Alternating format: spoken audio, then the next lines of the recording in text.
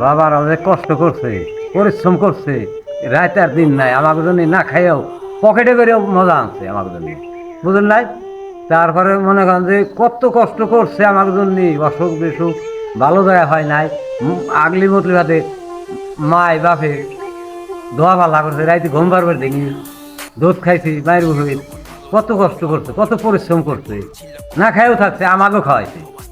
আর এখনকার পোলাপান নিয়ে আপনি কি বলবেন? এখনকার পোলাপান, এখনকার পোলাপানের পকেটে টাকা দেবা, বাপের কিছু থাক চাই না থাক, বাপের কিছু না থাক, তাকে কাছে টাকা দিলেই তারা ঠিক, তারা কোনো বাপ মা ভালো মন্দ চায় না, বাপ মার কষ্ট পরিশ্রম বুঝে না।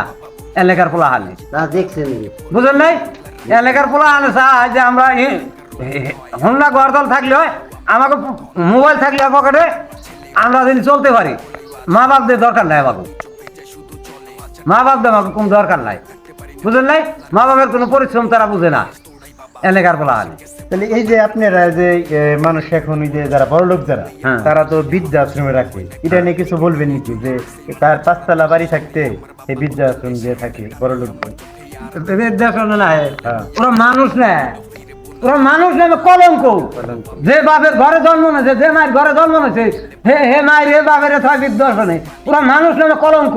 আরে বোর কথা মতো চলে। হ্যাঁ হ্যাঁ, নাই তো ওর বউ থাকবো না। তাহলে তো ওই একটা ভালো যে কথায় আছে না যে আপন হইতে পর ভালো, পরের চেয়ে জন্ম জন্ম ভালো। ভালো। তাহলে আমি তো মনে করি যে বড় লোকের চেয়ে গরিব ভালো, গরিবের চেয়ে ফৈন্নি ভালো। হ্যাঁ, কথা ঠিক আছে গরিব না? লোক ভালো।